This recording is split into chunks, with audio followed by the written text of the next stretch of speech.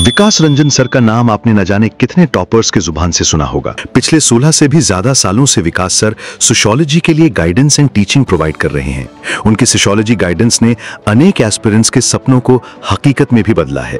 यही कारण है कि हर साल कई टॉपर्स विकास रंजन सर का नाम यूपीएससी में सफल होने के बाद लेते हैं। और अगर आप भी एक सफल यूपीएससी टॉपर बनना चाहते हैं तो ट्रायम्फ आईएएस लेकर आ रहा है सीएससी 2026-2027 के लिए एक एक्सक्लूसिव बैच। ये बैच आपकी सीएससी 2026 की प्रिपरेशन के लिए एक बेस्ट बैच हो सकता है।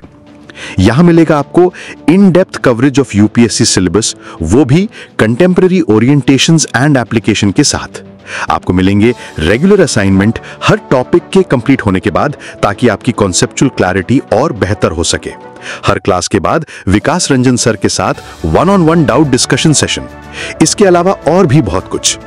ज्यादा जानकारी के लिए आज ही कॉल करें नीचे दिए गए नंबर्स पे, या आप ट्रायम्फ आईएएस की वेबसाइट पर भी जा सकते हैं। Don't wait now, join these exclusive sociology batches. नमस्कार, मेरा नाम शगुन कुमार है। मैंने यूपीएससी सिविल सर्विसेज 2024 की परीक्षा में 100th रैंक हासिल किया है और आज डीकेटी के माध्यम से मैं आपके साथ अपनी GS paper 4 ethics and aptitude की स्ट्रेटेजी शेयर करने वाला हूं। पिछले कुछ सालों से मेंस में एथिक्स का पेपर एक गेम चेंजर के दौर पे उभरा है। दो इसका सिलेबस लिमिटेड है, बट उस सिलेबस को समझना, अच्छे नोट्स बनाना और उसकी आंसर राइटिंग प्रैक्टिस करने से हमें दूसरों के कंपैरिजन में एक एज मिल सकती है। मेरा इस बार जीएस पेपर 4 में स्कोर 122 था, जो कि इस बार के स्कोर के हिसाब से एक अबव एवरेज स्कोर था। और मेरे हिसाब से क्या चीज़ें मुझे हेल्प करी वो मैं आपके साथ आज शेयर करने वाला हूँ। तो जीएस 4 में जो मैंने चीज़ करी वो थी पर्टिकुलर हर टॉपिक को उठाना, हर कीवर्ड को उठाना जो कि सिलेबस में मेंशन्ड है, और उसके नोट्स बनाना। उसके नोट्स में मैं उसके डेफिनेशन, कोट्स, एग्जाम्पल और कुछ पॉइंट्स को रखता था कि what will be the use of that particular thing in governance. इस हिसाब से मैं अपने हर कीवर्ड की या हर सब टॉपिक के मैंने नोट्स बनाए, जिन्होंने अल्टीमेटली मेरी काफ़ी हेल्प करी to write a good answer, क्योंकि मैं इंटरचेंज करके, मिक्स करके इनको अपने आंसर्स में यूज़ करता था।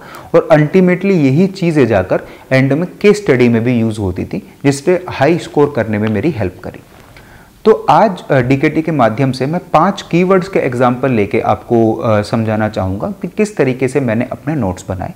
मैं 5 काफ़ी इंपॉर्टेंट और रिपीटेड कीवर्ड्स जो कि हर बार क्वेश्चन पूछे जाते हैं उनकी सहायता लूँगा। तो जो पहला कीवर्ड मैं डिस्कस करना चाहूँगा वो रहेगा प्रोबिटी। प्रोबिटी और जैसा कीवर्ड कई बार इस एग्ज़ाम में पूछा गया है। तो अगर मैं डेफिनेशन की बात करूँ तो प्रोबिटी के लिए जो मैं डेफिनेशन की यूज करता था, that probity is the strict adherence to the moral values with undeviating honesty and the capability of being uncorruptible. इस तरीके की डेफिनेशन को मैं यूज करता था इन प्रोबिटी। अगर मैं एक डायग्राम के दौर पे दिखाना चाहूँ तो मैं दिखाता था कि integrity plus honesty plus objectivity plus impartiality plus dedication is equal to integrity is equal to probity. हालांकि मैं इन दोनों में से एक ही अप्रोच यूज करता था, या तो मैं ये डायग्रामेटिक रिप्रेजेंटेशन से इंट्रो दूंगा या फिर मैं डेफिनेशन से इंट्रो दूंगा। इसके बाद आए मेन पॉइंट्स कि what is the actual use of probity in governance.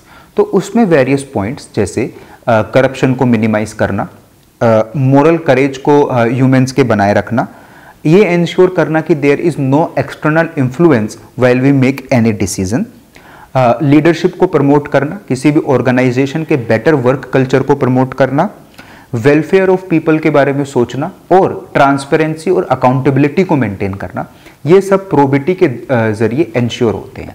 अब इस हर पॉइंट को मैं कोशिश करता था कि मैं एग्जाम्पल के साथ सब्सटेंशिएट करूं, और सबको नहीं तो 2-3 पॉइंट्स को तो जरूर। तो प्रोबिटी में मैं एग्जाम्पल्स यूज करता था, जैसे Shri T N. Seshan who was the chief election commissioner of India, Shri Satyendranath Dubey who was one of the engineers with NHAI, जिनको करप्शन को एक्सपोज करने के लिए शूट कर दिया गया था, Shri Ashok Khemka and Shri Vinod Rai who was CAG of India. तो ये 3-4 एग्जाम्पल, जैसे लीडरशिप के एग्जाम्पल में, वर्क कल्चर के एग्जाम्पल में आप work culture of CAG Vinod Rai का एग्जाम्पल दे सकते हैं, करप्शन में आप सत्येंद्र नाथ दुबे का एग्जाम्पल दे सकते हैं। मोरल करेज, नो इन्फ्लुएंस में आप टी.एन. शेषन का एग्जाम्पल दे सकते हैं। इस तरीके से पॉइंट्स और एग्जाम्पल्स का एक सामंजस्य बिठा के एक अच्छा इंट्रो और एक डायग्राम, ये सब मैंने अपने प्रोबेटी के कीवर्ड के नोट्स में इंक्लूड कर लिया था, ताकि एक क्वेश्चन आए तो मैं इस तरीके से उस क्वेश्चन को हैंडल कर पाऊँ। This is how I dealt with this particular keyword. अगर हम अगले कीवर्ड की तरफ मूव करें तो the next important keyword which I would like to discuss is integrity, क्योंकि ये एक डिफरेंट अप्रोच बताएगा to how to write a answer. तो अगर पर्टिकुलरली इंटीग्रिटी पे एक क्वेश्चन आएगा तो मैंने इसके दो इंट्रो सोचे थे। Either the intro will be integrity is consistency in thought, speech and action while following highest moral standards। तो इस इंट्रो के साथ मैं एक डायग्राम बनाऊंगा जहां पर मैं 3 सर्कल्स बनाऊंगा, थॉट, स्पीच एंड एक्शन का, और जहां वो सर्कल कंबाइन होंगे दैट विल बी इंटीग्रिटी। एक दूसरी अप्रोच मेरी रहती थी to introduce it with a quote. The quote was integrity is doing the right thing even when no one is watching you. ये C.S. लुइस का एक coat है।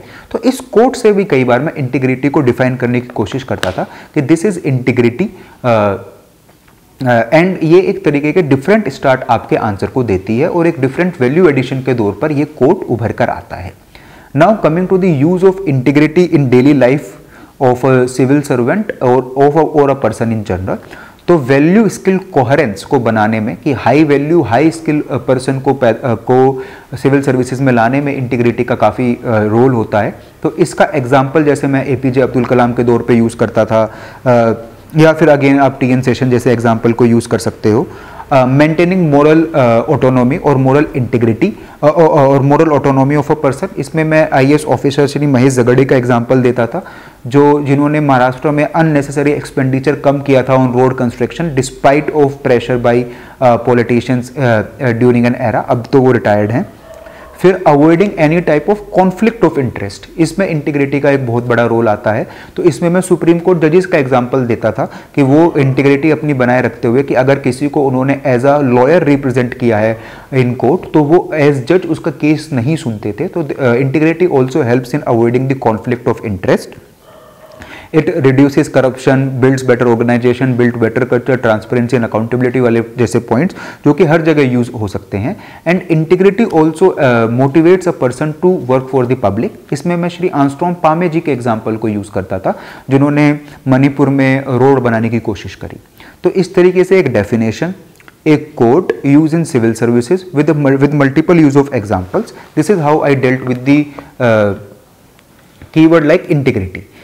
इसमें आपके जो ये हमने डिस्कस किए इंट्रो के 2 फॉर्मेट, उसमें से किसी एक को आप कंक्लूजन में भी लिख सकते हैं कि आप इंट्रो में डायग्राम बना दें, कंक्लूजन में कोट लिख दें। इस तरीके के भी चेंजेस आप करके and how integrity is important for good governance अपने पूरे आंसर को डिजाइन कर सकते हैं। और क्वेश्चन की डिमांड के हिसाब से किस तरीके से क्वेश्चन आपसे पूछ रहा है, कुछ पॉइंट्स यहाँ से उठा के इंटरचेंज करके, कुछ एग्जाम्पल्स यहाँ से उठा के एक अच्छे से आंसर को आप डिजाइन स्ट्रक्चर कर सकते हैं।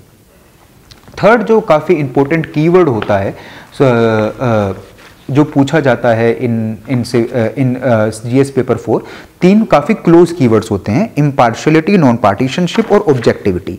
ये तीनों कीवर्ड्स काफ़ी क्लोज हैं एक दूसरे के। तो अगर हम इम्पार्शियलिटी कीवर्ड लें तो मैं इसके डेफिनेशन से ये शुरुआत करता था कि it is a quality of being fair and non-discriminatory and taking any decision purely on the basis of merit. So this is basically impartiality. And impartiality के लिए मैं एक छोटा सा डायग्राम भी बनाता था कि मैं एक ट्रायंगल बनाऊंगा जिसमें लिखूंगा impartiality, उस पे 3 कोने बनाऊंगा कि it will help in increasing public confidence of the government and political influence को कम करना। तो ये एक तरीके का डायग्राम भी इंक्लूड हो गया, एक अच्छी डेफिनेशन भी इंक्लूड हो गई इम्पार्शियलिटी की। Now again coming to the quote, जो कोट मैंने अपने नोट्स में यूज किया था was impartiality is the life of justice and justice is the life of good governance. ये शायद चाणक्य का कोट है जो मैंने अपने उसमें नोट्स में इंक्लूड किया था। तो डिपेंडिंग अपॉन द सिचुएशन इसको मैं कंक्लूजन में भी यूज कर सकता हूँ, यहाँ के बीच में भी यूज कर सकता हूँ।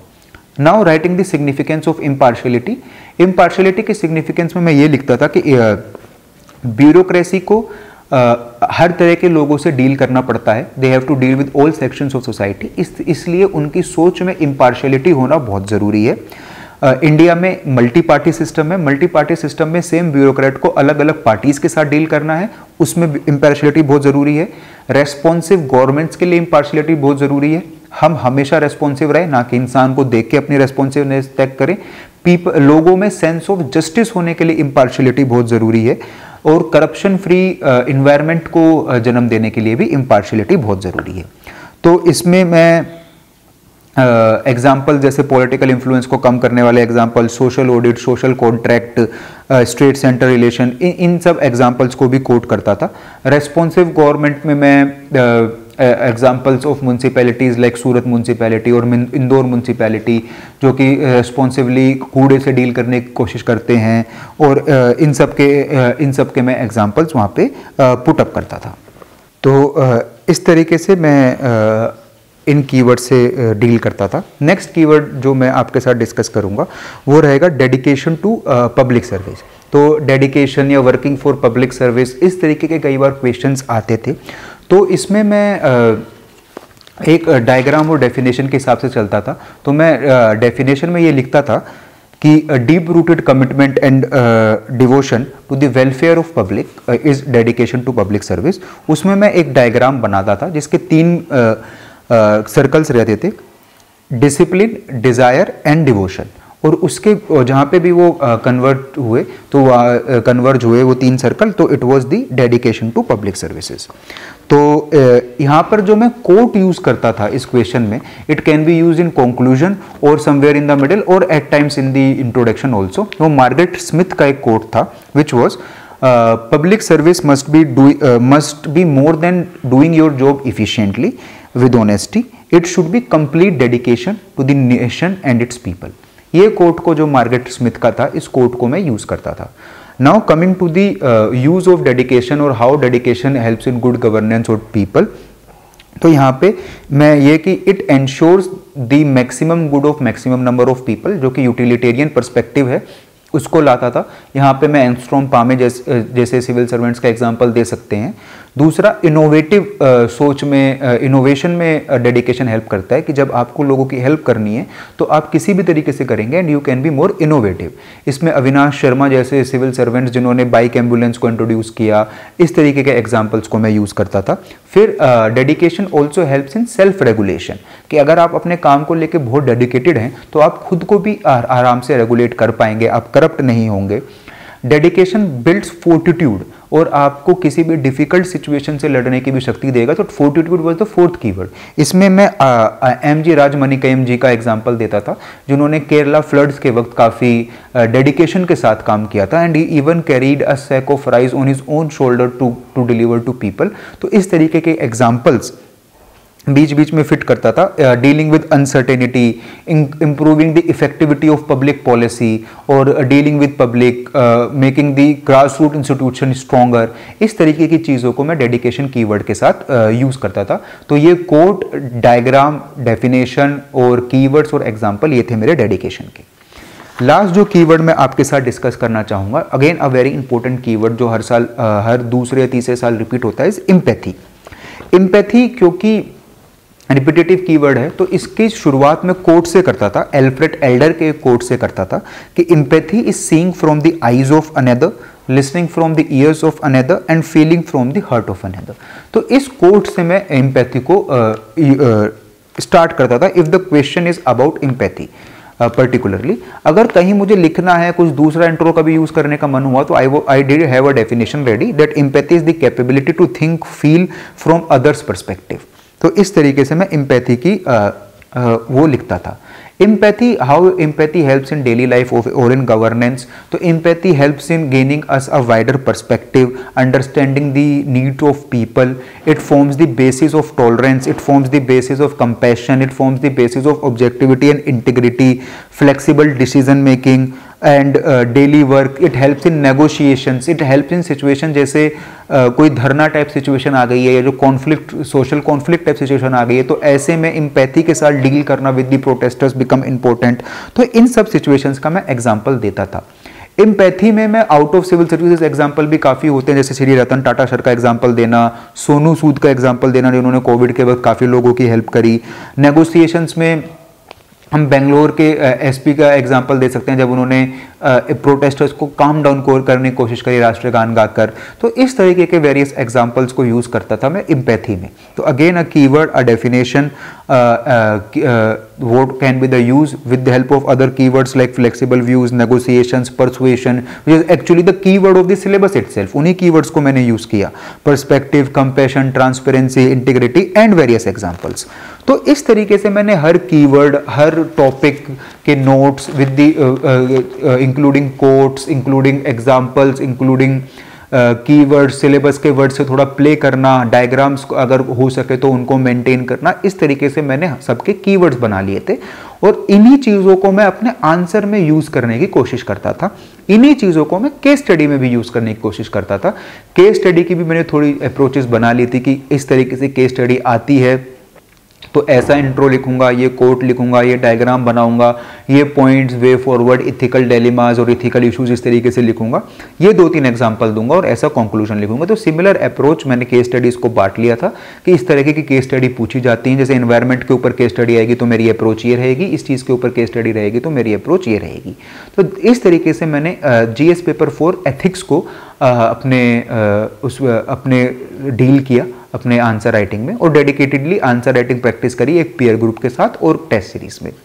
तो ये था वीडियो अबाउट GS पेपर 4 और मैं DAT का शुक्रगुजार हूँ जिसने मेरे को ये मौका दिया आप लोगों के साथ जुड़ने का। और मेरी खुद की जर्नी में भी DAT ने एक गाइडिंग लाइट की तरह DKT ने एक गाइडिंग लाइट की तरह काम किया, जहाँ उन्होंने एक प्लेटफॉर्म प्रोवाइड किया जहाँ हम दूसरे सिविल सर्विसेज एग्जाम के टॉपर्स, पर्टिकुलर पेपर के एक्सपर्ट्स के साथ जुड़ सकते हैं और अपनी समझ को बढ़ा सकते हैं। So thank you DKT and thank you all.